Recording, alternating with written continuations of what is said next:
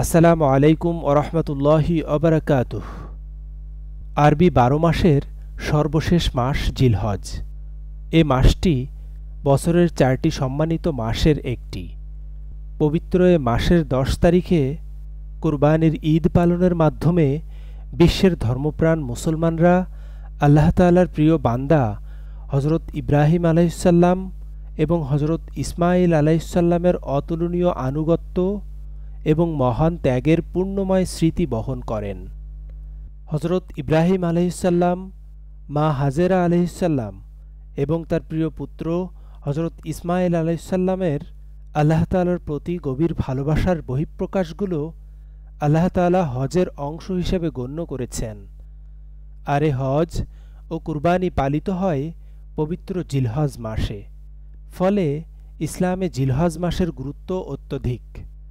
প্রসিদ্ধ হাদিস বিশারদ ইবনে হাজার আসকালানী রাদিয়াল্লাহু তাআলা আনহু বলেন, জিলহজের প্রথম ১০ দিনের বিশেষ গুরুত্বের কারণ হল এ দিনগুলোতে ইসলামের ৫টি রুকনের সমাহার রয়েছে, যেমন ঈমান ও সালাত অন্য দিনগুলোর মতো এ দিনগুলোতেও বিদ্যমান।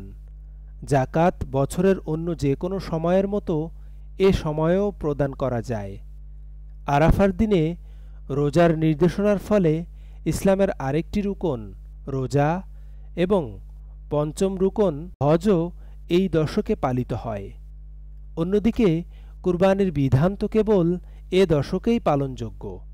তাছাড়া এ দশকেই রয়েছে আরাফার দিন, আর আরাফার দিনের দোয়াকে শ্রেষ্ঠ দোয়া বলা হয়েছে। কুরবানির দিনকেও বছরের সেরা দিন বলে আবু দাউদ ও নাসাই শরীফে হাদিস বর্ণিত হয়েছে। সুতরাং মাস হিসাবে রমজান এবং দশক হিসাবে জিলহজের প্রথম ১০ দিন শ্রেষ্ঠ ও সর্বাপেক্ষা মর্যাদাপূর্ণ। সূরা হজের ২৮ নম্বর আয়াতে আল্লাহ তাআলা বলেছেন, তারা আল্লাহর নামের স্মরণ করে নির্দিষ্ট দিনসমূহে। হজরত আবদুল্লাহ ইবনে আব্বাস রাদিয়াল্লাহু তাআলা আনহু বলেছেন, নির্দিষ্ট দিন বলতে এখানে জিলহজ মাসের প্রথম দশককে বোঝানো হয়েছে। এ মাসের নবম দিন ও রাত আল্লাহ তাআলার কাছে অনেক গুরুত্বপূর্ণ, কেননা এ দিনটি আরাফাতের ময়দানে সমবেত হওয়ার দিন, আর রাতটি হল মুজদালিফায় অবস্থানের রাত। বিশেষ করে ৯ জিলহজ রোজা আদায় করলে ২ বছরের গুনাহ মাফ হবে বলে জানিয়েছেন মহানবী সাল্লাল্লাহু আলাইহি ওয়াসাল্লাম। সুনানে আবু দাউদের ২৪২৫ নম্বর হাদিসে বর্ণিত হয়েছে, হজরত আবু কাতাদা রাদিয়াল্লাহু তাআলা আনহু থেকে বর্ণিত, রাসূলুল্লাহ সাল্লাল্লাহু আলাইহি ওয়াসাল্লাম বলেছেন, যে ব্যক্তি আরাফার দিনের রোজা রাখল, অবশ্যই আল্লাহ তাআলা তার ১ বছর পূর্বের এবং ১ বছর পরের তথা ২ বছরের পাপসমূহ ক্ষমা করে দিবেন। তবে যারা হজ আদায়ে ওই দিন আরাফায় থাকবেন তাদের জন্য এই বিধান নয়, কেননা নবী করিম সাল্লাল্লাহু আলাইহি ওয়াসাল্লাম আরাফায় থেকে ওই রোজা রাখেননি। আরাফায় যারা অবস্থান করবেন তারা যদি রোজা রাখেন তাহলে হয়তো অন্যান্য যে ফরজ ইবাদত রয়েছে তা সঠিকভাবে আদায় করতে তাদের কষ্ট হতে পারে। জিলহজ মাসের প্রথম দশকের ফজিলত সম্পর্কে মহানবী সাল্লাল্লাহু আলাইহি ওয়াসাল্লাম বলেন, এমন কোনো দিন নেই যে দিনগুলোর ইবাদত আল্লাহ তাআলার কাছে জিলহজের প্রথম দশকের ইবাদত থেকে অধিক প্রিয়। জিলহজের প্রথম দশকের প্রত্যেক দিনের রোজা ১ বছরের রোজার সমতুল্য, আর প্রত্যেক রাতের ইবাদত লাইলাতুল কদরের ইবাদতের সমতুল্য। সহিহ তিরমিজি। বিশ্বনবী সাল্লাল্লাহু আলাইহি ওয়াসাল্লাম আরও বলেছেন, আরাফার দিনের মতো অন্য কোনো দিন আল্লাহ তাআলা অধিক সংখ্যক ব্যক্তিকে জাহান্নাম থেকে মুক্তি দেন না। সেদিন তিনি দুনিয়ার নিকটবর্তী হয়ে ফেরেশতাদের সঙ্গে গর্ব করে বলেন, দেখো, আমার বান্দারা এলোমেলো চুল ও ধূলিধূসরিত শরীরে আমার দরবারে আগমন করেছে, লাব্বাইক বলে চিৎকার করছে। তোমাদের সাক্ষী রেখে বলছি, আমি সবাইকে মাফ করে দিলাম।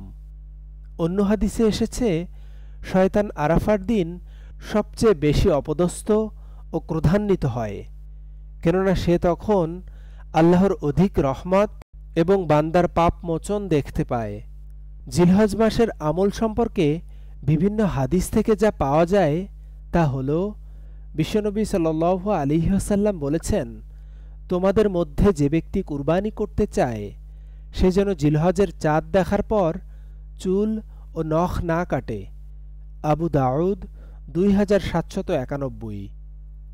হযরত আবু হুরায়রা রাদিয়াল্লাহু তাআলা আনহু থেকে বর্ণিত, রাসূল সাল্লাল্লাহু আলাইহি ওয়াসাল্লাম বলেছেন, এক উমরাহ থেকে আরেক উমরার মধ্যবর্তী সময়ের সগীরা গুনাহসমূহ মাফ করে দেয়া হয়, আর জান্নাতি হচ্ছে মকবুল হজের একমাত্র প্রতিদান। সহিহ বুখারী 1519। এই দিনগুলোতে অধিক হারে তাকবীর, তাহলিল, তাহমিদ ইত্যাদি পাঠ করা উচিত।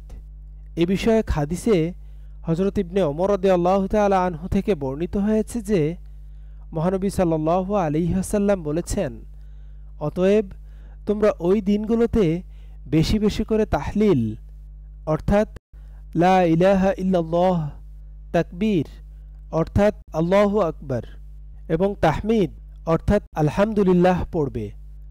মুসনাদে আহমদ 132। হযরত ইমাম বুখারী রাদিয়াল্লাহু তাআলা আনহু বলেন, ইবনে ওমর রাদিয়াল্লাহু তাআলা আনহু ও আবু হুরায়রা রাদিয়াল্লাহু তাআলা আনহু এ দিনগুলোতে বাজারে যেতেন এবং বেশি বেশি তাকবীর পাঠ করতেন, যাতে লোকেরা তাদের থেকে শিখতে পারে। ইবনে রজব রাদিয়াল্লাহু তাআলা আনহু বলেছেন, বুখারীর হাদিস দ্বারা বোঝা যায়, নেক আমলের মৌসুম হিসাবে জিলহজ মাসের প্রথম দশক হল সর্বোত্তম সময়। এ দিবসগুলোই সম্পাদিত নেক আমল আল্লাহ তাআলার কাছে অধিক প্রিয়। আল্লাহ তাআলা আমাদের সবাইকে জিলহজ মাসের বরকত থেকে কল্যাণ লাভের সৌভাগ্য দান করুন। আমিন।